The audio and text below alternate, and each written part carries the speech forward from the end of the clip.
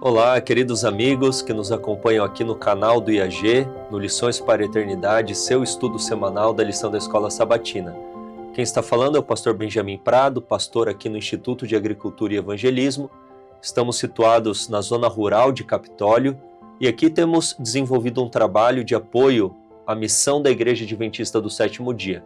Temos diversas frentes de trabalho. Se você quiser conhecer um pouco mais aquilo que fazemos, a missão que aqui desempenhamos, você pode acompanhar aqui no canal do IAG outros materiais, vídeos institucionais. Seja muito bem-vindo caso seja a sua primeira vez. Mas se você já tem frequentado, se você já tem assistido os conteúdos aqui do canal, que Deus abençoe a sua vida. Muito obrigado pela sua participação e apoio também. Eu peço que você curta este material, compartilhe nas suas redes sociais, deixe aqui também comentários, pedidos e agradecimentos. Nós somos muito gratos por toda a participação, por todo o apoio que vocês têm dado na oração de vocês, nos recursos de vocês. Aqui temos feito um trabalho sério em nome de Jesus Cristo e certamente milhares de pessoas têm sido alcançadas com o Evangelho Eterno, com a mensagem que deve ser pregada a este mundo nesta geração. Nós estamos avançando com um novo trimestre. Estamos na lição de número 2, que tem como título Razões para Ação de Graças e Oração. Vamos dar continuidade ao estudo das duas epístolas de Paulo, Filipenses e Colossenses. Eu tenho aqui comigo Moses Coutinho. Seja muito bem-vindo, Moses. Muito obrigado, pastor. Muito obrigado a todos os irmãos que nos acompanham. Mais uma vez, Deus nos reúne aqui para estudarmos juntos a lição e que o Espírito dele se faça presente em nosso meio para que tudo aquilo que for dito, tudo aquilo que nós captarmos dessa lição possa construir o nosso espírito. Amém. Neste ano de 2026, temos algumas novidades interessantes. Nós teremos, como de costume, os congressos que aqui realizamos, dentre outras atividades, a escola missionária, enfim, teremos as atividades regulares, mas nós temos uma novidade interessante. Teremos, de uma maneira regular, seminários para oferecer para você um conteúdo um pouco mais denso, um pouco mais teológico, aqueles que gostam de um tema um pouco mais acadêmico, vamos dizer assim. Nós estaremos apresentando aqui os seminários. Os seminários serão presenciais, aqui no auditório do IAG, mas também todo o conteúdo será postado aqui no canal de uma maneira exclusiva. Depois falaremos um pouco mais a respeito disso. E estamos nos aproximando do primeiro seminário deste ano, que ocorrerá por agora, dia 16 e 17 de janeiro. Então, se você tem interesse em participar presencialmente ou tem interesse em participar conosco de uma maneira virtual, entre em contato aqui com o número que vai aparecer na tela e reserve a sua vaga, reserve então para que você participe, e o tema será Como Interpretar a Bíblia. Falaremos a respeito da introdução geral à Bíblia, uma disciplina que tem no curso teológico que fala diversas temáticas, a origem da escrita, a formação do cânon bíblico, regras da hermenêutica bíblica, enfim, é uma temática bem ampla, maravilhosa. Então, se você tem interesse, faça a sua inscrição e esteja aqui conosco. Caso não seja possível, nos acompanhe nas redes sociais. Bom, vamos iniciar com uma oração. Nos dirija neste momento em oração para falarmos com Deus.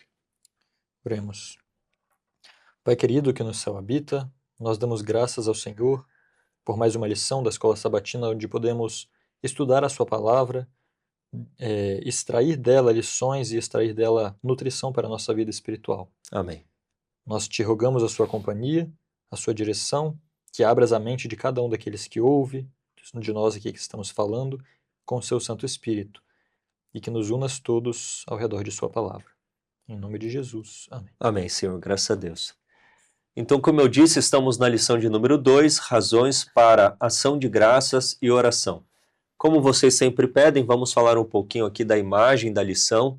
Olha só que interessante, nós temos uma pessoa ajoelhada sobre a Bíblia e recebendo da Bíblia, então, energia, vida, poder que sustenta o seu coração, que sustenta a sua vida espiritual. Você tem mais alguma observação para falar desta imagem que está tão assim... Está bem clara, assim, Clara, o exato. significado, né? Uhum. Realmente, eu estava até falando na oração sobre a nutrição, e é basicamente isso que está acontecendo ali também, né? Exatamente. Quem nutre os crentes é a palavra de Deus, é dali que sai aquilo que é necessário para reavivar a alma do crente, né? E na lição dessa vez, dessa semana, nós estaremos falando sobre as razões de Paulo para a ação de graças e oração, os agradecimentos, né? E todos eles estão baseados primeiramente naquilo que Cristo fez por nós. É verdade, amém. E olhando para essa imagem, eu fiquei lembrando de João 15, porque Jesus, ele é a palavra encarnada, mas temos a palavra de Deus falada e escrita, e quando permanecemos em Cristo, permanecemos fiéis à palavra de Deus, estamos sendo aqueles ramos presos, fixos na videira que é Cristo e recebendo de Cristo, assim como o ramo recebe diariamente a seiva da vida, recebe energia, vigor. Se estivermos permanecendo em Cristo, certamente também receberemos forças espirituais para nos mantermos firmes nos caminhos de Deus. Vamos ler aqui o verso para memorizar, Filipenses 1, verso 6, é um verso maravilhoso.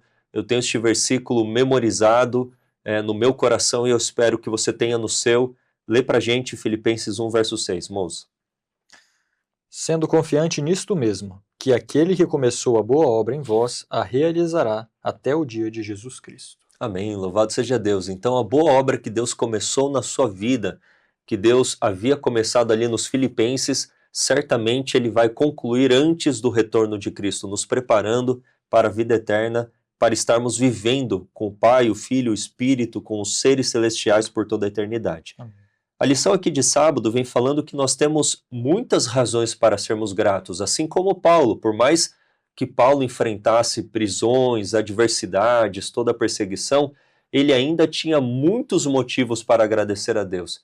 E nós, por mais que padeçamos também muitas dificuldades nesse mundo que é um grande conflito, temos muitas razões para agradecermos a Deus. E o contrário da gratidão é a murmuração. E a murmuração te impede de enxergar as bênçãos que Deus tem te dado e de usufruir aquilo que Deus já tem te concedido. Então, quais são as razões que você tem para agradecer a Deus? Se você quiser deixar aqui nos comentários, pontue algumas, porque são tantas, como diz o hino, né? Conta quantas bênçãos são muito mais daquilo que eu posso contar. São inúmeras as bênçãos. O fato de você estar assistindo e acompanhando esta recapitulação, estudando a palavra de Deus, já é uma bênção tremenda. Quantos de nós temos uma integridade física, temos vida, respiramos, temos oportunidades, temos um coração que pulsa no nosso peito, enfim, são inúmeras bênçãos. Temos dificuldades? Sim, assim como o apóstolo Paulo tinha, mas temos razões para agradecermos? Certamente também temos. Não é em Filipenses que Paulo fala isso, é lá em Tessalonicenses, mas ele fala em tudo dai graças. Ele não está falando por tudo. Eu não vou necessariamente agradecer por estar sofrendo, porque ninguém gosta de sofrer, mas no sofrimento eu tenho que dar graças a Deus, porque eu tenho mais motivos para agradecer, principalmente por todo o seu plano de salvação, por todas as suas promessas, do que motivos de ficar olhando só para a provação, para o momento ruim da vida. Então, o que mais podemos falar aqui na lição do dia de sábado? Realmente, a lição agora ela vai focar nas introduções, né, tanto de Filipenses como de Colossenses, nas quais Paulo faz alguns agradecimentos a Deus e faz uma oração, que nós vamos ver quais são os conteúdos dessa oração. E a lição vem nos dizendo que essas introduções podem nos orientar um pouco quanto à nossa própria vida de oração, o que nós podemos pedir a Deus, as razões que nós temos para ser gratos, né? Diria que seria isso mesmo. Exatamente. Então vamos avançar aqui a lição de domingo, que tem como título Comunhão no Evangelho. E esta lição, como que nós faremos? Eu acredito que vai nos auxiliar na recapitulação, e você também. Vamos ler o texto do dia, porque essa é a proposta, como Moses disse, analisar a introdução de Filipenses e Colossenses. Como são poucos versos dentro da própria epístola, nós vamos ler estes versos, comentarmos e também destacarmos alguns comentários da própria lição. Então a lição de domingo vem falando a respeito da comunhão no Evangelho. O texto é Filipenses 1, do verso 3 até o versículo 8. Vamos ler.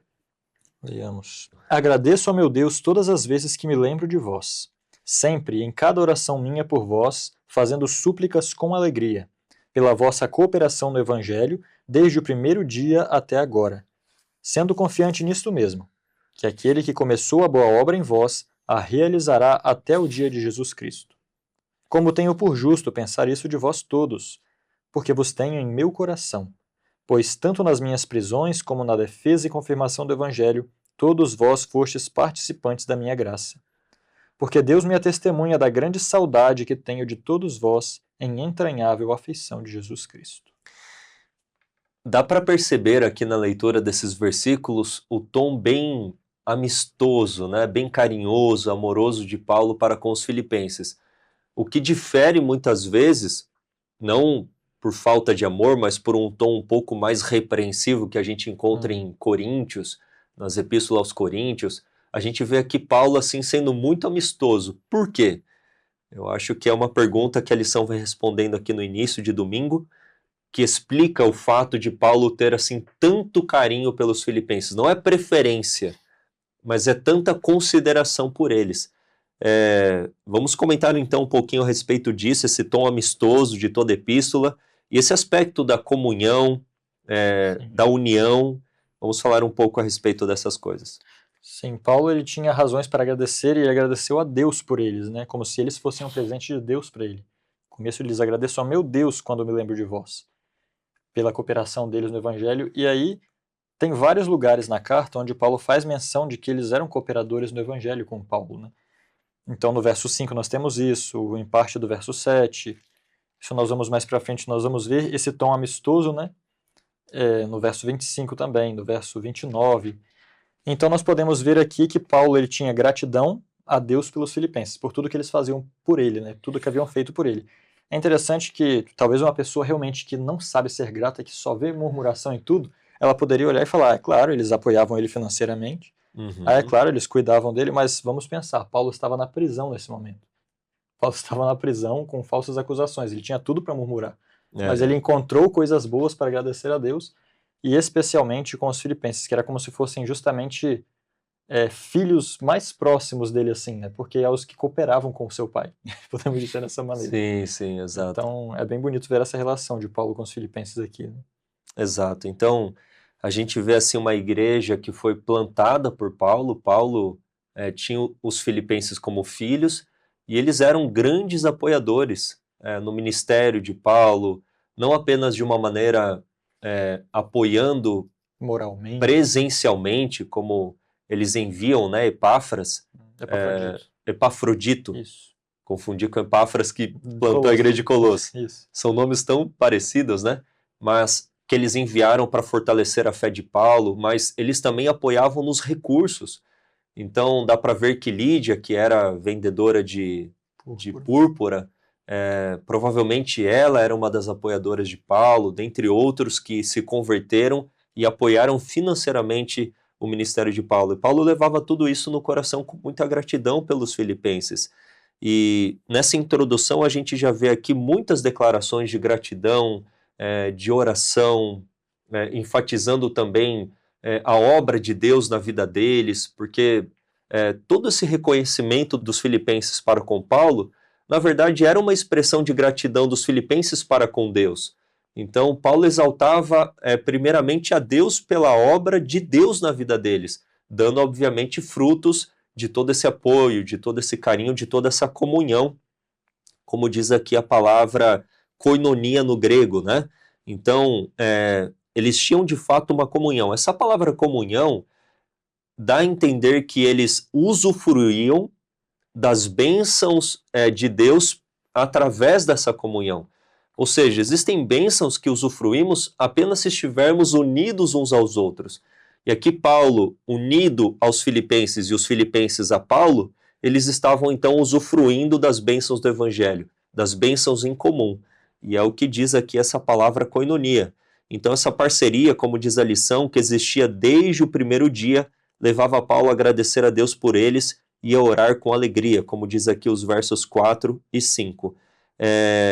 E Paulo fala aqui no verso 7, né, que ele olhava todo o desafio da prisão dele lá em Roma como uma oportunidade de levar o evangelho para aqueles aparentemente inalcançáveis, mas também de inspirar pessoas que seguissem o seu exemplo a fazerem o mesmo. Então, assim como ele estava padecendo por prisões, por perseguições, por pregar o evangelho, ele estava ali se mantendo firme, não estava murmurando, mas estava agradecendo. Então aquilo era o mais eloquente testemunho que Paulo poderia dar aos filipenses, um pai para com os filhos, um exemplo moral, ético, de inspiração mesmo, para que eles, agora sim, nós vamos pregar mais ainda o Evangelho, nós vamos levar o Evangelho ainda com mais poder e força. É o que retrata aqui o versículo 7, né? Como tenho por justo sentir isto por vós todos, porque vos retenho em meu coração, pois todos vós fostes participantes da minha graça, tanto nas minhas prisões, como na defesa e confirmação do Evangelho. Isso dá a entender que os filipenses estavam juntamente com Paulo em todo o apoio, mas também, de certa forma, eles poderiam estar padecendo por algum tipo de Isso é interessante. angústia e tribulação, né? Sim, e na verdade eu acho interessante o final do verso 8, que ele diz assim que ele tinha grande saudade deles. Isso aqui é para nós vermos sentimento, não é só algo teológico ali Paulo escrevendo. Exatamente. Era o sentimento sendo expressos aqui. Deus é testemunha da grande saudade que tenho de todos vós em entranhável afeição de Jesus Cristo. O que é entranhável? Que vem das entranhas. E quando nós pensamos justamente de que Paulo gerou essa igreja em suas prisões, nós vemos ainda mais essa questão de paternidade, né? Que ele os levava em seu coração. Agora imagina um pai muito amoroso e os filhos amorosos com o pai, e os filhos descobrem que o pai pode ser morto a qualquer momento. Como esses filhos estariam? Com certeza eles estariam numa angústia muito grande, tristes, desesperados. E além disso, o final do capítulo 1, nos versos 28 e 29, aqui nos mostra que até os filipenses poderiam estar sendo afligidos por alguns inimigos de alguma maneira também. Então, Paulo vem e fala essas coisas justamente para tranquilizá-los, para deixar eles entenderem que, na verdade, o Pai verdadeiro é aquele que começou a obra. Amém. E que é o mesmo que vai terminar. Então, Paulo também tem um Pai maior do que ele, que é quem fez a obra entre eles através de Paulo, né? Porque o que Paulo, realmente, você vê no livro inteiro Paulo tentando levantar o ânimo deles. Ele fala, verso 1, capítulo 4, alegria, 1, verso 18, regozijo, depois de novo no verso 26, 25, 2, 2, e aí Paulo vem tentando como que animá-los, né? Lembrem-se, o meu sofrimento não para o Evangelho.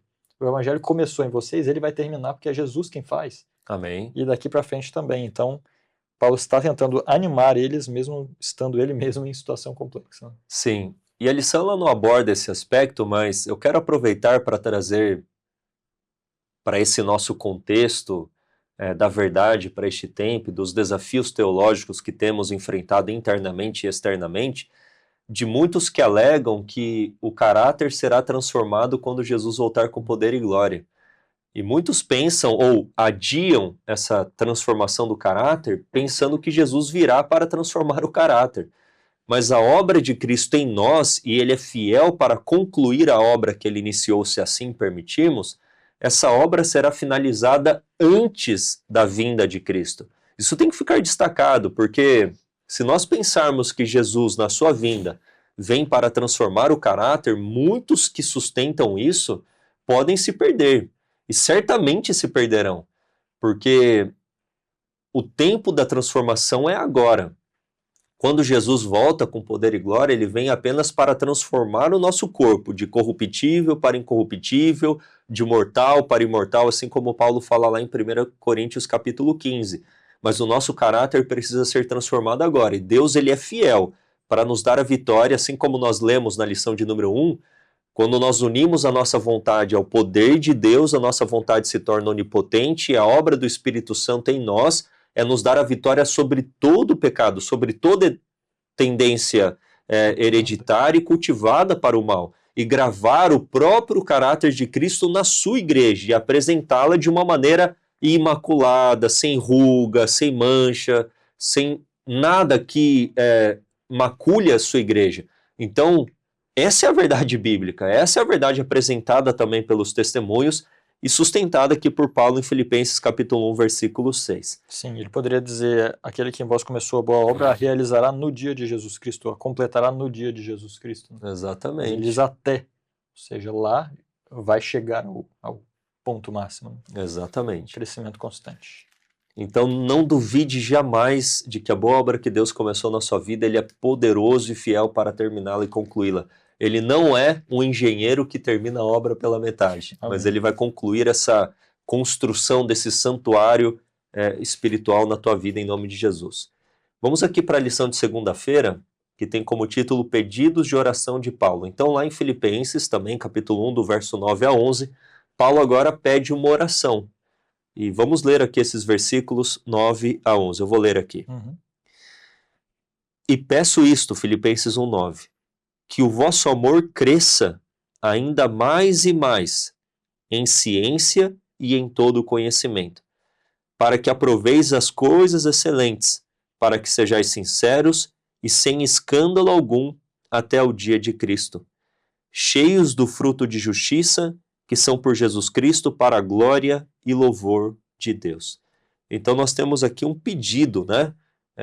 Que na verdade não estava centrado em Paulo, mas estava centrado neles mesmos, ou seja, nos filipenses. Paulo pede algo para eles, e não para ele mesmo, né? Isso é maravilhoso, e a lição vem falando aí sobre uma oração que pode ser egoísta. Como que uma oração que é espiritual pode ser egoísta? Vamos falar um pouquinho sobre isso. O egoísmo é tudo aquilo que olha só para si, né? Então, se na oração nós estamos acostumados a pedir tudo só por nós, sempre por nós, para nós podemos sim estar incorrendo nisso, né, numa oração egoísta. É interessante que Deus, muitas vezes nós precisamos de restauração em algum ponto e nós insistimos tanto em oração com Deus para que Ele nos ajude nisso, seja qual for o ponto, mas se nós olhamos para a vida de Jó, está escrito que Deus mudou a sorte de Jó enquanto ele orava pelos seus amigos. Então é enquanto nós servimos e oramos por outros que Deus vai construir e nos dar aquilo que nós precisamos. Amém. Então aqui a oração de Paulo é justamente por eles, né? E eu achei interessante que o verso 10, ele repete um pouco a ideia do verso 6 ainda. Porque o verso 6 diz que ele começou a boa obra, realizará até o dia de Jesus Cristo. E qual é essa boa obra? Para que sejais sinceros e sem ofensa alguma até o dia de Jesus Cristo. Amém. Então, mais uma vez, a ideia é repetida e de maneira ainda mais clara, né? Sem ofensa alguma.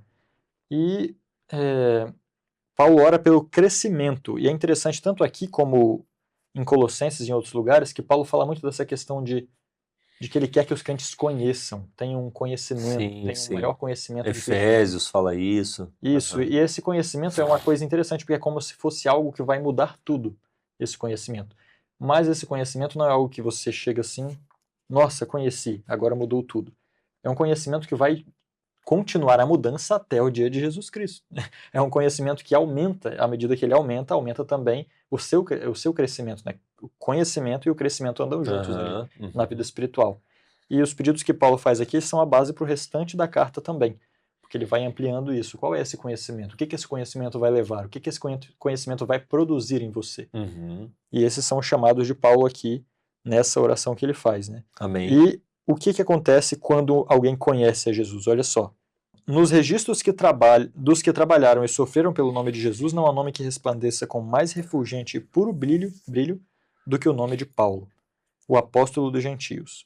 O amor de Jesus, ardendo-lhe no coração, o fez esquecer de si mesmo abnegado. Ele vira o Cristo ressurreto e a imagem do Salvador estava impressa na sua alma e brilhava na sua vida. Com fé, coragem e força que não podia ser intimidada pelo perigo, nem detida por obstáculos, ele avançou seu caminho de terra em terra para disseminar o conhecimento da cruz. Amém. Então aqui diz que ele conheceu tanto que a imagem de Jesus estava impressa. E esse é o conhecimento que ele desejava, que o seu povo ali tivesse, a sua igreja, né? E é por isso que ele ora. E esse conhecimento, obviamente, não pode ser apenas intelectual, não pode ser apenas um assentimento de teorias e ideias, mas tem que ser um conhecimento relacional, um conhecimento prático, algo que já falamos em algumas lições anteriores, em outros trimestres batemos nessa tecla, de que o nosso conhecimento de Deus ele tem que ser um conhecimento prático e relacional. E através deste relacionamento com Cristo nós teremos a sua imagem impressa em nós e viveremos plenamente este amor. E Paulo fala, né, ele dá algumas ênfases aqui, que o amor aumente mais e mais, que eles tenham discernimento, e esse discernimento a gente pode até colocar no aspecto de sabedoria, saber discernir o certo e errado, e tomar a decisão por aquilo que é certo. Ele fala a respeito de pureza, que é contrário de mancha, de mácula, que é o sentido de pecado, de mácula, mancha, ou seja, que eles fossem puros, no sentido não de carne santa, não estamos advogando isso, mas que eles tivessem a consciência deles limpa diante de Deus, ou seja, os pecados confessados, os pecados abandonados, os pecados certamente deixados para trás e vivendo uma vida de arrependimento genuíno. Paulo fala aqui de serem irrepreensíveis ou inculpáveis. Como que eu posso ser diante de Deus irrepreensível, inculpável? Somente pelos méritos de Cristo Jesus, somente pela justiça de Cristo, que é o que fala aqui no final do verso 11, né? Cheios do fruto de justiça que são por Jesus Cristo para a glória e louvor de Deus. Amém. Então, como que eu posso estar diante de Deus sem culpa? Apenas pela fé na justiça de Cristo, que pagou no meu lugar, na cruz do Calvário, a minha culpa. E ele intercede por nós no santuário celestial para viver em nós, para que a justiça também seja comunicada para que vivamos a vida de Cristo Jesus. Então Jesus quer fazer uma obra, fez uma obra por nós, e ele quer fazer uma obra também em nós. E é isso que o coração de Paulo ardia pelos filipenses, que toda essa obra fosse completa de fato na vida deles. Então a lição fala, né? Não temos justiça em nós mesmos, ela vem por meio de Cristo Jesus. E louvado seja Deus por isso. E é interessante a maneira como ele fala, tem uma linha, né? Eu oro para que nosso amor aumente mais e mais. O amor tem destino, né? O amor tem origem e destino. Tem um alvo. Então o amor primeiro, ele tem uma origem que não está no coração humano. O amor vem de Cristo. Amém. Esse amor produz conhecimento. O amor em conhecimento e em todo julgamento. Então, quando você tem conhecimento, o amor te dá conhecimento. Quando você tem conhecimento, você está apto a julgar. Julgar o quê? O verso 10, para que aproveis as coisas excelentes. Ou seja, o amor de Cristo nos dá conhecimento e capacidade para escolher o certo e o errado, para que nós estejamos puros e sem culpa até o dia de Jesus Cristo. Amém. Escolhendo o certo, você se mantém no caminho da pureza, no caminho da pureza você está vestido com a justiça de Cristo. Ou seja, o amor que vem de Cristo nos capacita a estar sem ofensa alguma, né, e ter todos os frutos de justiça, como está dizendo aqui. Amém, aleluia, louvado seja Deus por isso.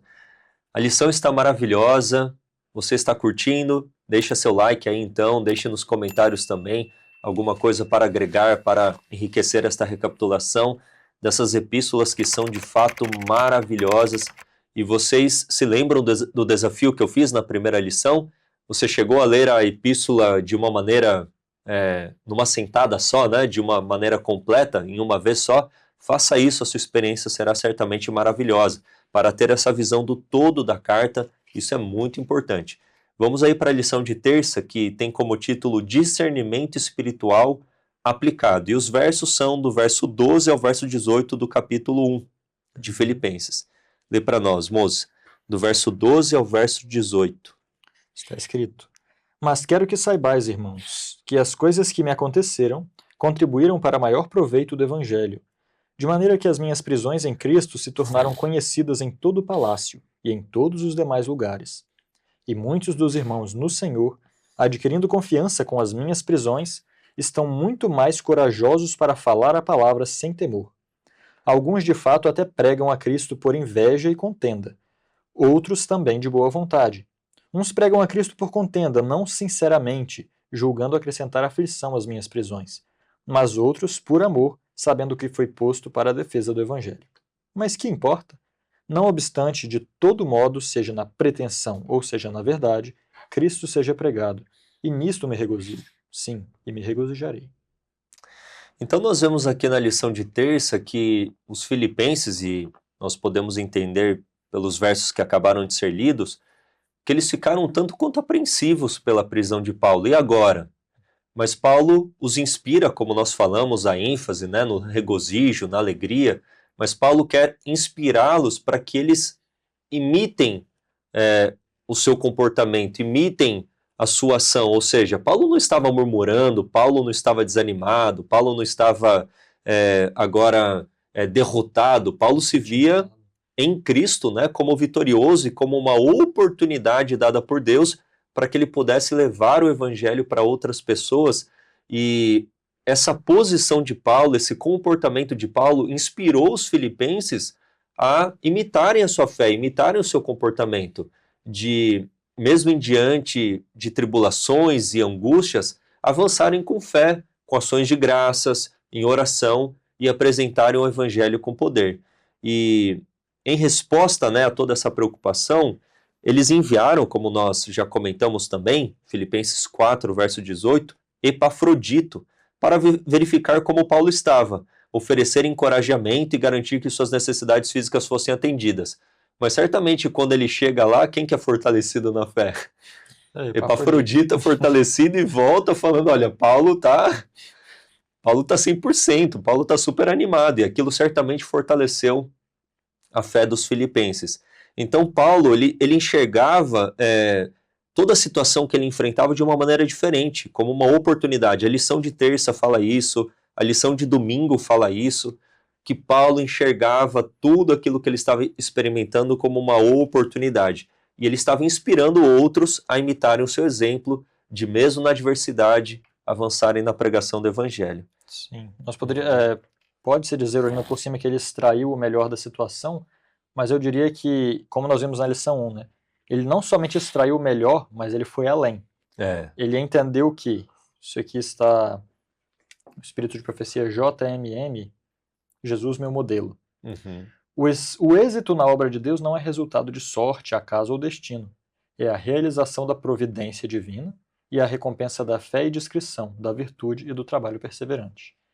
Ou seja, ele não estava preso por acaso. Então ele entendeu, não simplesmente, eu estou preso, mas dá para fazer isso. Não, eu estou preso porque Deus quis dessa maneira para que eu fizesse tudo que eu estou fazendo. Ou seja, nunca saiu do controle. Deus nunca perdeu o controle da situação. Uhum. Mesmo Deus que me fez ir até vocês e pregar para vocês, está me mantendo aqui hoje. E com isso ele tentou encorajar, e creio certamente que ele conseguiu encorajá-los. Né? Sim, é verdade. Como eu acabei de dizer. Ou seja, em todos os acontecimentos, a vontade de Deus era realizada para Paulo e para a obra de Deus. Exatamente. Todos os acontecimentos. E Paulo, como o título diz, teve o discernimento espiritual para perceber isso. Exatamente, amém. E eu fiquei pensando aqui, né? Quem que morre por uma mentira? Ou quem está disposto a dar a vida por uma situação, aqui como Paulo fala, né? Que muitos pregavam por interesses escusos, né? Por, quem sabe, um destaque, por dinheiro, por ganância. Mas a preocupação de Paulo era que o evangelho fosse pregado, que Cristo fosse apresentado. Mas evidencia também que Paulo ele estava sendo muito genuíno, ou seja, o que eu preguei a vocês é a mais pura verdade. As minhas motivações de estar com vocês, de levar o evangelho para vocês, também eram as motivações mais puras possíveis. Porque se não fossem, vocês acham que eu estaria suportando tudo que eu estou suportando com alegria? Porque uma pessoa que manipula e se dá mal, na situação em que ela está mal, ela não está feliz por ter feito o que ela fez. Está na boa, né? Exatamente. Quem manipula, quem engana para adquirir, no contexto aqui, lucro através disso, quando ela se dá mal, ela está feliz? Ela está dando ação de graça, ela está orando, como que ela está? Né? Ela está ali, quem sabe, murmurando, está se sentindo toda culpada, está toda para baixo, mas Paulo não estava nessa situação.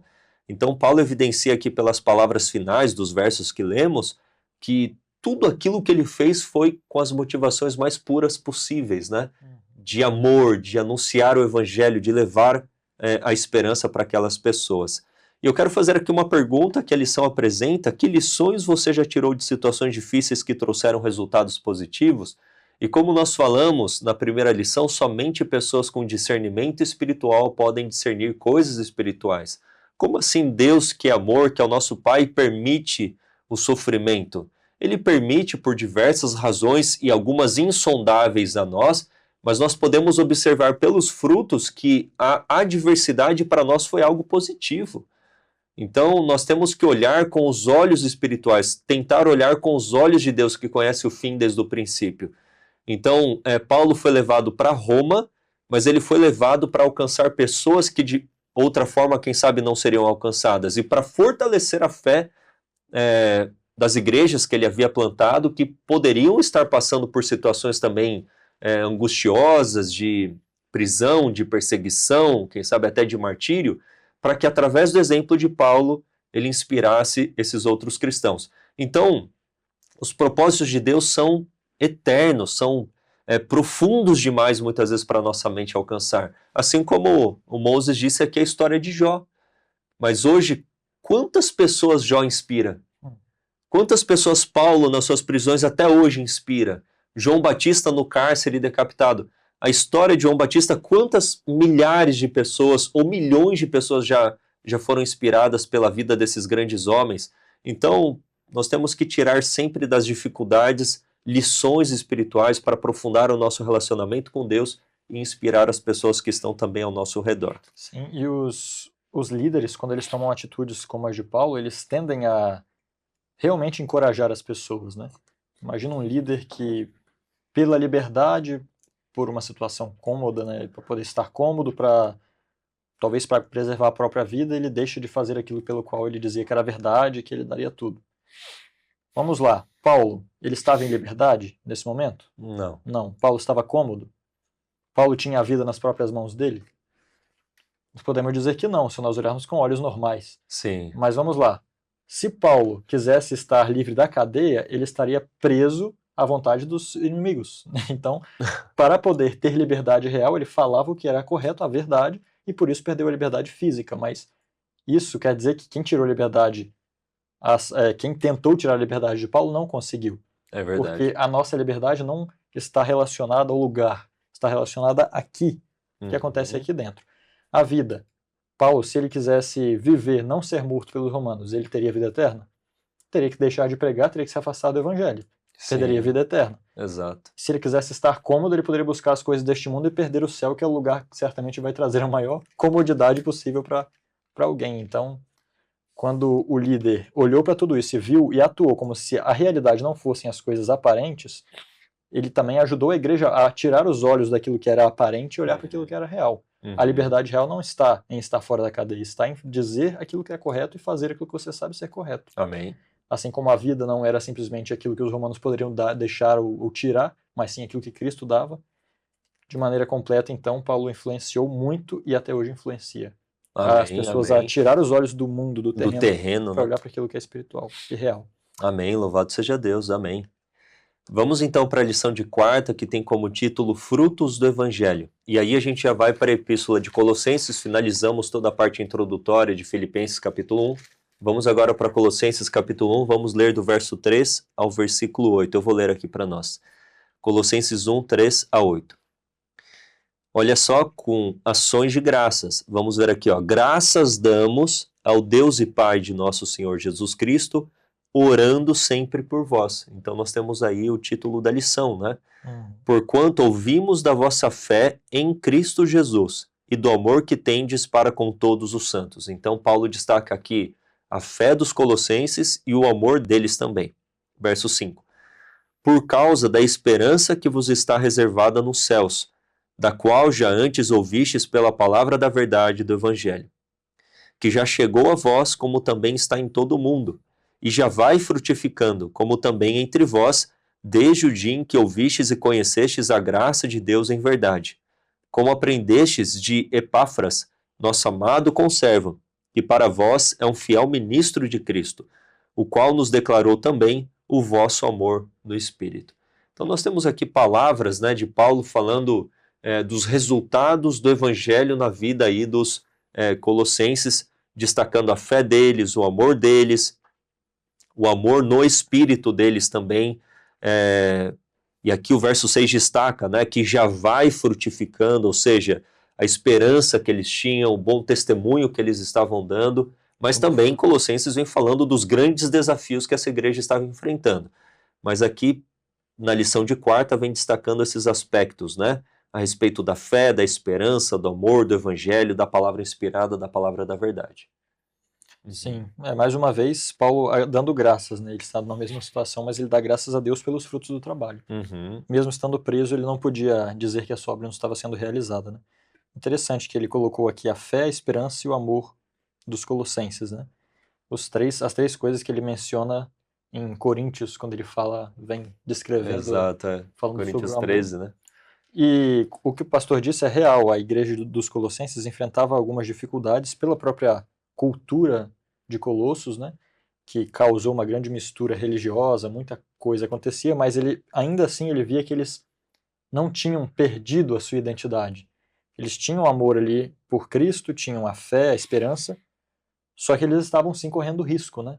Eles corriam o risco de ser contaminados pelas más ideias, as falsas. Claro que não é esse o foco dessa lição número 2, né? Porque a lição quer focar especialmente na oração de Paulo, mas eu posso olhar para isso aqui e ver Paulo sendo estratégico. ele está exaltando as virtudes para depois falar as dificuldades que vão estar ali ao redor. Falando, olha, vocês estão no caminho certo, se vocês seguirem, como eu disse aqui, o que vocês aprenderam de Epáfras, que é o evangelho que foi pregado a todo mundo. Então, Paulo, eu vejo até uma certa estratégia, né, de Paulo aqui também. Além da gratidão, além de tudo, Paulo é estratégico. Falando, olha, vocês estão bem, sigam nesse caminho aqui. E depois, nas próximas lições, nós vamos ver um pouco mais dos caminhos alternativos que o mundo estava oferecendo. Né? Sim. E toda repreensão, ela deve começar, tem até um conselho, né? PNP. Você começa de uma maneira positiva, daí você vem de uma maneira negativa e daí finaliza de uma maneira positiva. Então Paulo, ele começa aqui elogiando aquilo que era possível ser elogiado dos colossenses, mas depois a epístola continua, né?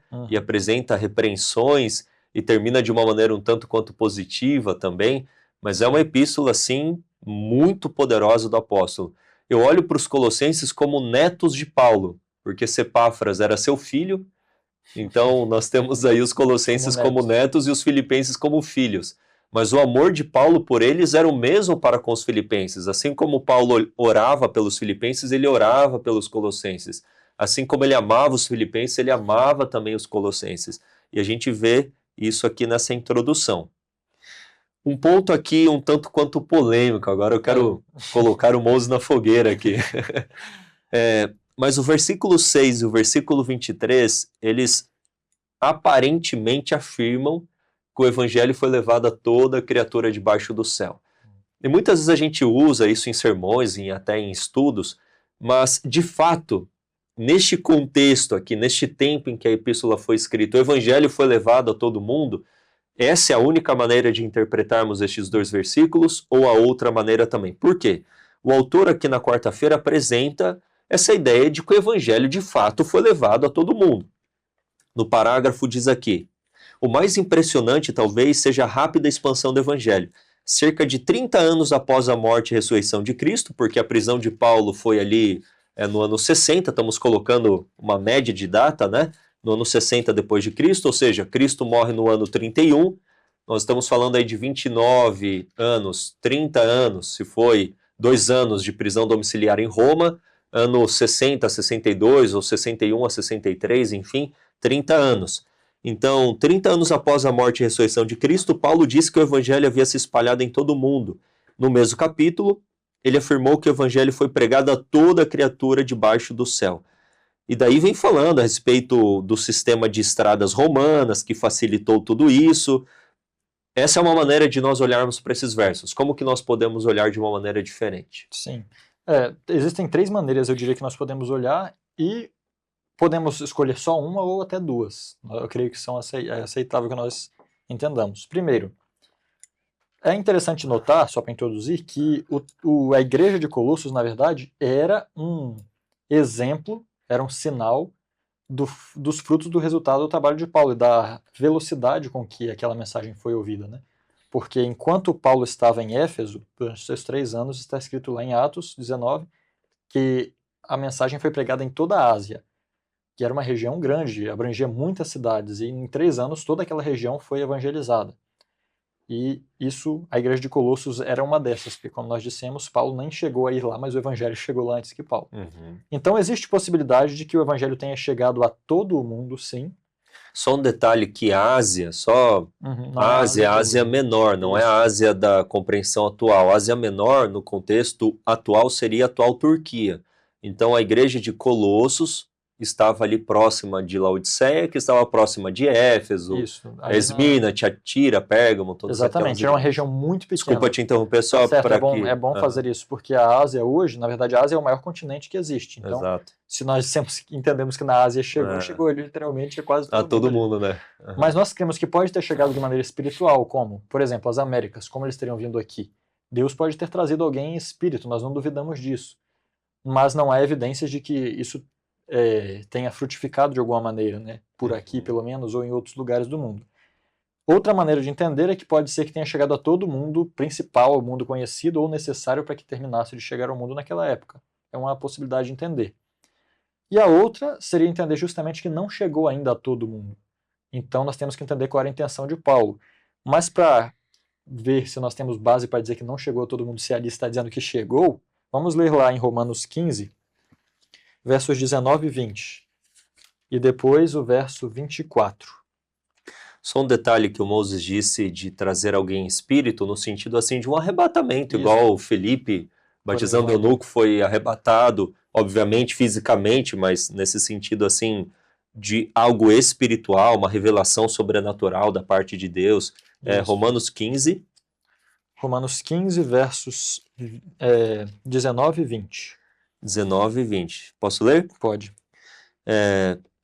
Pelo poder dos sinais e prodígios e pelo poder do Espírito de Deus, de maneira que desde Jerusalém e arredores até ao Ilírico tenho pregado o Evangelho de Cristo.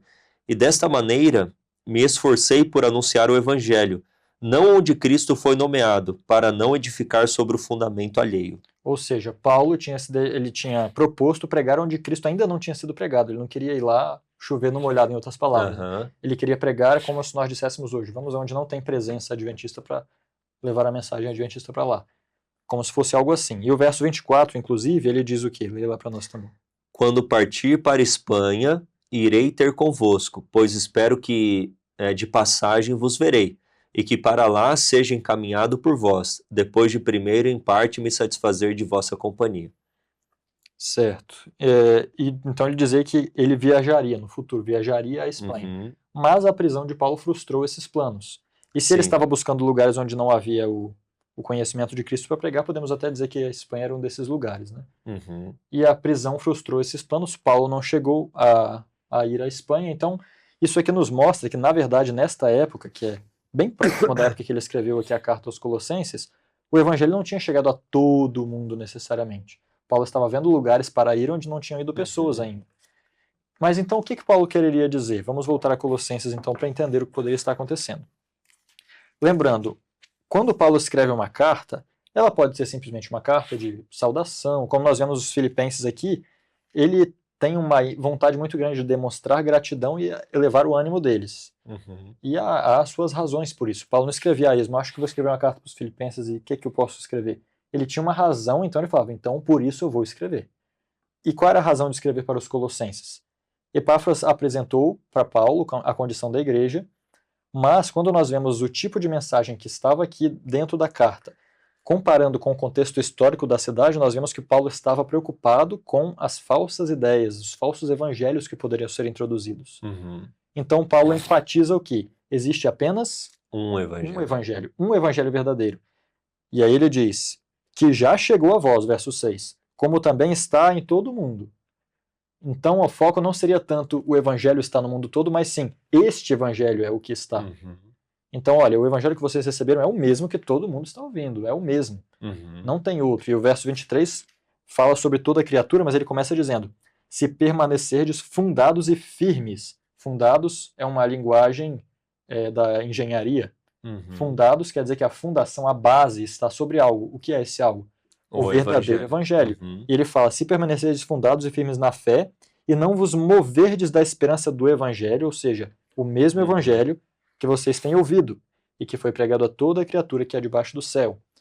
Então, podemos entender dessas maneiras, de todas essas maneiras, e ver qual, com o nosso próprio estudo individual, aplicando ali, tentar entender qual é a que mais faz sentido. Esta aqui eu creio que faz sentido em todas as outras duas, mesmo que você possa imaginar que foi pregado a todo mundo ou que foi pregado a todo mundo conhecido, essa aqui certamente é necessária para nós entendermos o contexto dos Colossenses. É verdade. Paulo estava focando em que há apenas um evangelho e as mentiras e as falsidades e as introduções de asceticismo, os judaizantes, tudo aquilo que eles tentavam incluir, deturpava o verdadeiro evangelho. Então o evangelho que eles ouviram era o mesmo que todo mundo conhecia. Então, se eles queriam ser cristãos verdadeiros, eles tinham que seguir aquele evangelho, não se desviar. É importante falar isso porque aqui não estamos sendo categóricos, que a visão do autor está errada, nada disso. A gente só está apresentando também uma outra forma de interpretarmos, e aqui eu quero destacar um ponto importante. Quando nós vamos ler as epístolas de Paulo, ele escreveu coisas difíceis, que nós temos que interpretar dentro do contexto da epístola. Existe aquilo que a gente chama de contexto imediato do versículo, ou seja, vamos interpretar este versículo dentro dos versos anteriores e posteriores para entender o sentido deste versículo. Mas também temos que interpretar dentro do sentido mais amplo, ou seja, dentro da epístola, dentro do livro, dentro da própria Bíblia. E quando levamos em conta a epístola, o contexto mais amplo da epístola aos Colossenses, para interpretarmos os versos 6 e 23 do capítulo 1, podemos entender dessa forma como Moses explicou, a respeito da preocupação de Paulo para que eles entendessem que o evangelho que eles ouviram é o mesmo evangelho que está sendo pregado a toda criatura debaixo do céu. A ênfase de Paulo é essa, tanto que no final do verso 5 você tem o evangelho e o verso 6, que já chegou a vós. E o versículo 23 também traz a respeito do evangelho. Então isso é bem interessante e vamos falar um pouquinho disso no seminário lá em janeiro, não aqui o contexto dos Colossenses, mas a respeito de contexto imediato, contexto mais amplo. Lembrando que Paulo não escreveu no vácuo.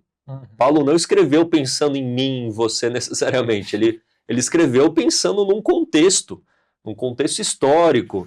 E é o que eu falei na primeira lição. Nós temos aqui uma ligação apenas com a gravação de um lado e a gravação do outro lado. Nós não temos. Nós temos, então, fontes extras bíblicas para entendermos a realidade lá dos Colossenses e a gente vai encaixando essas peças para entender o todo. Então é um desafio não elitizado, mas é um desafio à interpretação da Bíblia e nós devemos dedicar tempo para extrairmos aí, de fato, o que o autor tinha em mente ao escrever o que ele escreveu. E não sairmos aplicando os versículos para onde quer que queremos aplicar, porque isso pode gerar uma certa irresponsabilidade ou fazer uma aplicação que destoa da interpretação do texto e fazer com que aquela aplicação não seja genuína. Nós focamos de maneira categórica, usando esses versos como se fossem determinantes para algo que nós queremos dizer, nós podemos até perder a essência da carta. Exato. Ou seja, Paulo quer ensinar o verdadeiro evangelho. Então, se nós entendemos isso nesses dois versos, nós vamos entender o que estava acontecendo. A gente vai ler ele falando que não se envolver com a adoração de anjos, que não deveriam se envolver com cerimonialismo, o toque, não toque, essas coisas assim. Tudo isso tem a ver com esses versos. O evangelho verdadeiro não, que o mundo inteiro conhecia, não era este, né? Esse monte de variedade de coisas. Exato. Eu só quero, antes de finalizarmos a lição de quarta, destacar um ponto que é o verso 5, que diz assim, do capítulo 1, por causa da esperança que vos está reservada nos céus. E Pedro, ele fala a mesma coisa, né? De uma herança que está reservada para nós, lá em 1 Pedro, no capítulo 1. Leia depois esses versos iniciais também da epístola de Pedro. Ou seja, tudo aquilo que Deus prometeu para nós já está reservado para nós. A questão é nós permanecermos nas promessas de Deus para um dia usufruirmos aquilo que já nos pertence pela fé em Cristo Jesus. Eu fiquei lembrando de João 14, Moses, quando Jesus disse, vou preparar-vos lugar. E quando ele fala preparar-vos lugar, ele afirma, na casa de meu pai há muitas moradas. Jesus não foi para o céu para fazer casa e construção. Ele foi para te preparar para que você um dia possa usufruir aquilo que lá já existe e está reservado para nós. Ele fala, na casa de meu pai há muitas moradas, eu vou preparar um lugar para vocês. Ou seja, mediante a sua intercessão, o derramamento do Espírito, ele vai nos preparar para um dia estarmos com ele, que é o desejo dele, que onde ele está nós estejamos também, para que nós usufruamos aquilo que já está reservado para nós. A questão é se você quer participar disso ou não, e a escolha certamente é sua, ela é minha também. Mas não se esqueça que já está guardado e reservado para nós. Vamos caminhar aqui para o fim da lição, que está maravilhosa, louvado seja Deus. Eu confesso que existem lições que são desafiadoras na hora da recapitulação. Eu fiquei assim, como que a gente vai recapitular esses pontos, porque são muitos pontos que o autor aborda, mas tem sido uma grande bênção. A lição de quinta tem como título o poder da oração. E a ênfase está aqui do verso 9 ao verso 12 de Colossenses. Lê para nós, Moses. Por esta razão, nós também, desde o dia em que o ouvimos, ouviram Epáfras falar sobre eles, né? Não cessamos de orar por vós e desejar que sejais cheios do conhecimento da sua vontade. Outra vez ele quer que eles tenham conhecimento da sua vontade, vontade de Cristo, em toda sabedoria e entendimento espiritual, para que possais andar dignamente diante do Senhor. Eu achei isso aqui interessante, não quero ficar interrompendo, pastor. Sim, não, mas por favor. Mas sempre a questão do conhecimento está ligado a um resultado na vida. Tipo, nunca é um conhecimento, eu conheço Jesus. Amém. Ele sempre fala conhecimento para que você tenha capacidade de julgar e escolher as coisas corretas.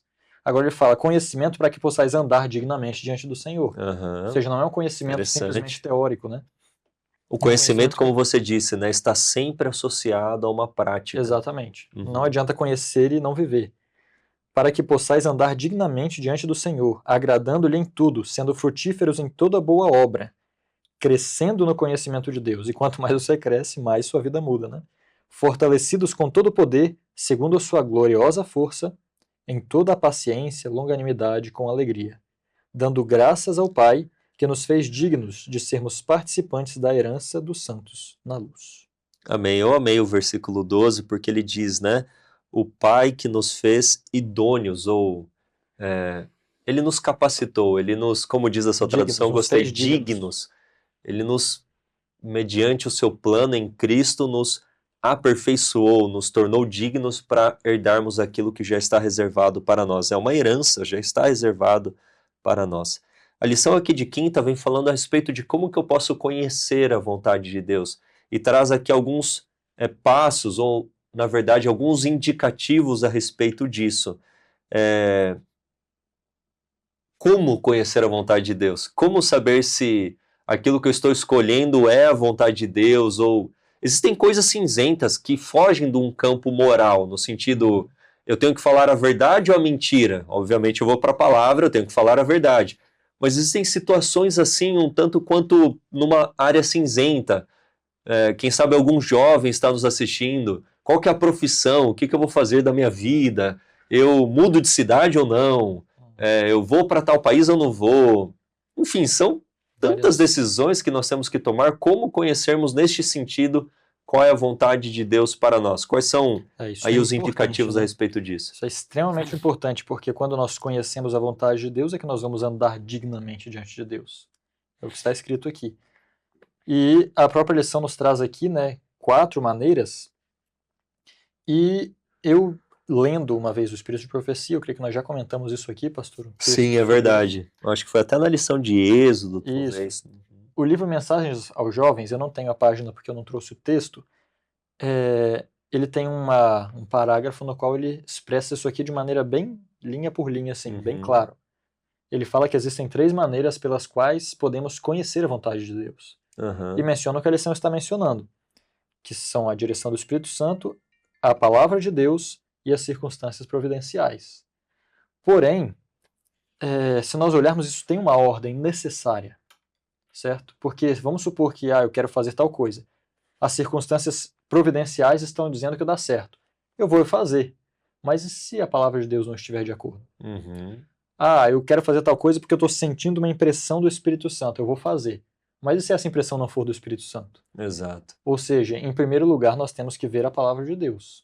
Se está de acordo com a palavra de Deus, é algo seguro. Nós podemos avançar para analisar os outros pontos a partir daí. Então, está de acordo com a palavra de Deus? Ok, então vamos ver. E as circunstâncias providenciais? Porque nem tudo que é de acordo com a palavra de Deus está providencial. Nem tudo que está na palavra de Deus ou de acordo com a palavra de Deus é a vontade de Deus para você agora. Por exemplo, era para Paulo pregar o evangelho a todo mundo? Sim. Mas por que Deus impediu ele 2 vezes de pregar em certas cidades? Exatamente. Porque Deus tinha um outro plano, vai pregar em Filipos. Então, se Paulo insistisse e falasse, não, Deus quer que pregue o evangelho a todo mundo, eu vou nessas cidades, e ficasse ali insistentemente batendo o pé, nada adiantaria, né? E por fim, depois dessas coisas é que vem a importância da impressão do Espírito Santo, ou da atuação direta do Espírito Santo no coração. Que é um tanto quanto subjetiva nesse sentido, isso, né? E por isso que ela deve ser a terceira em ser analisada. Nós vemos isso claramente nesse caso de Paulo pregando aos Filipenses. Primeiro, o evangelho deve ser pregado a todo mundo. Vou pregar nas cidades tal e tal, que eu não me lembro aqui. Aí o Espírito Santo impede 2 vezes. Então, peraí, as circunstâncias providenciais. Certamente não foi... Eu não creio que simplesmente o Espírito falou, olha, vocês não vão. Eu creio que Deus atuou para que eles não fossem de alguma maneira. Tanto é que se o Espírito dissesse não vão, ele deveria dizer o que era para eles fazerem, né? Tipo, olha, vocês não devem ir para essa cidade, vocês devem ir para aquela. Não, simplesmente está escrito que o Espírito impediu. Mas o Espírito não simplesmente vai impedir Então, Deus impediu como circunstância providencial. A palavra estava de acordo, a circunstância não. Então, o que Deus deseja? O Espírito veio e revelou. Sim, teve um sonho, né? Isso. E aí, dessa maneira, quando nós seguimos esses passo a passo, nós vamos entender como a vontade de Deus pode se revelar para nós. Seja decisões espirituais, decisões da vida, decisões por relacionamentos, qualquer tipo de decisão importante na nossa vida depende de nós seguirmos essas guias. E aqui ainda traz o espírito de profecia, né? Sim. Como mais uma. Eu diria que o espírito de profecia seria uma ampliação do conhecimento da Bíblia. Então a palavra de Deus está nas duas coisas. Nós podemos usar as duas coisas como a palavra de Deus e então o restante vem depois. As circunstâncias providenciais e a direção do Espírito Santo. As impressões. O texto que você citou, eu achei aqui enquanto o Moses falava, eu falei, eu vou procurar esse texto porque ele é interessante. É um capítulo bem curtinho, ele tem aqui 3 parágrafos do Mensagem aos Jovens, capítulo 41, que tem como título Guia Divina. Depois, tire um tempo para ler, porque vem apresentando o que o Moses apresentou aqui, falou, Mensagem aos Jovens, capítulo 41. É muito interessante isso. E por fim, aqui a lição vem falando, né, que Paulo orou para que os colossenses pudessem andar de modo digno do Senhor. É claro que ninguém é por natureza digno, mas Deus nos considera dignos por sua graça e nos chama a viver de acordo com esse elevado chamado. Paulo utilizou o verbo andar mais 3 vezes nessa mesma carta. Isso significa viver e agir de acordo com a lei de Deus, algo que só é possível pela obra do Espírito Santo. Ou seja, aqui nessa introdução, Paulo também fala de que eles estavam frutificando, né? A respeito do conhecimento que eles adquiriram de Deus, eles estavam dando frutos e andando de uma maneira digna diante do Senhor. E é o que diz aqui os versos 9 e 10, né? Isso. E eu achei até interessante, pastor, desculpa interromper. Não, imagina. Que a questão, ele sempre tem essa cadeia, né? O amor, o conhecimento e o resultado. O amor, o conhecimento e o resultado. Nós vemos ali em Filipenses 9, 1 verso 9, que o vosso amor aumente mais e mais, em conhecimento em todo julgamento, para que aproveis as coisas excelentes, para que sejais sinceros e sem mancha.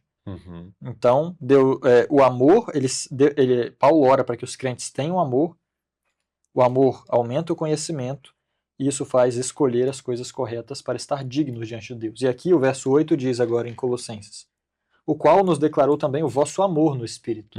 Então vocês têm amor no Espírito, e por isso eu peço que sejais cheios do conhecimento da sua vontade, em toda sabedoria e entendimento, para que possais andar dignamente, crescendo no conhecimento de Deus e sendo frutíferos em toda boa obra. Amém. Então, se nós queremos frutificar e crescer em boas obras para com Deus, nós devemos suplicar este amor que Paulo está dizendo que os crentes possuíam, e este amor certamente está em todos os sentidos, o amor em direção a Deus e o amor em direção aos semelhantes. E esse amor nos traz conhecimento da vontade de Deus, e é o que vai nos fazer obedecer a Deus. E isso é por isso claramente que a verdadeira obediência vem do amor. Exatamente. Não tem como você tentar obedecer sem antes ter conseguido esse amor. Você vai viver uma vida farisaica, né? Exato. Então você tem que pedir amor. E como? Estude, busque conhecer a Jesus. Conheça Jesus, tanto na sua própria vida pessoal, em oração, em busca, em estudo da sua vida, na sua palavra. Isso vai nos dar o conhecimento que vai nos dar boas obras. É verdade. Amém, amém. Louvado seja Deus. Aqui finalizamos, então estamos partindo para o fim dessa lição. E eu posso ouvir aí porque foi muito boa, né? Essa lição foi maravilhosa, recapitulação, louvado seja Deus. Eu peço que você deixe seu like, compartilhe nas suas redes sociais, deixe aí nos comentários a sua participação, porque é muito importante para que a plataforma aqui indique este material para outras pessoas, para conhecerem a palavra de Deus, conhecerem a Jesus Cristo.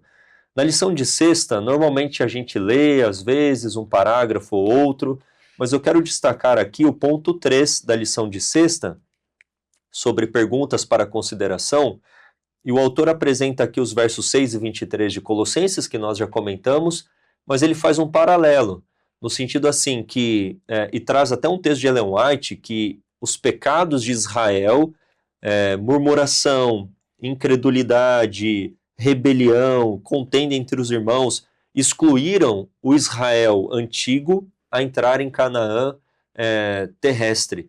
E os mesmos pecados têm excluído hoje o Israel espiritual a entrar em Canaã celestial.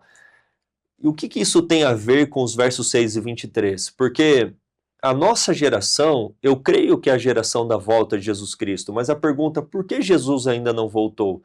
Alguns podem dizer, porque Mateus 24:14 ainda não se cumpriu, que é o evangelho sendo levado em testemunho a todas as nações. Mas a pergunta que deve ser feita antes é: por que o evangelho não foi levado a testemunho a todas as nações?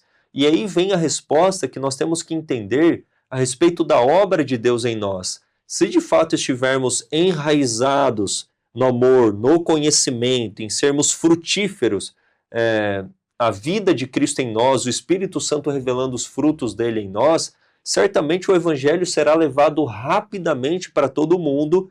Cumprindo Mateus 24:14, veremos Jesus Cristo voltando com poder e glória.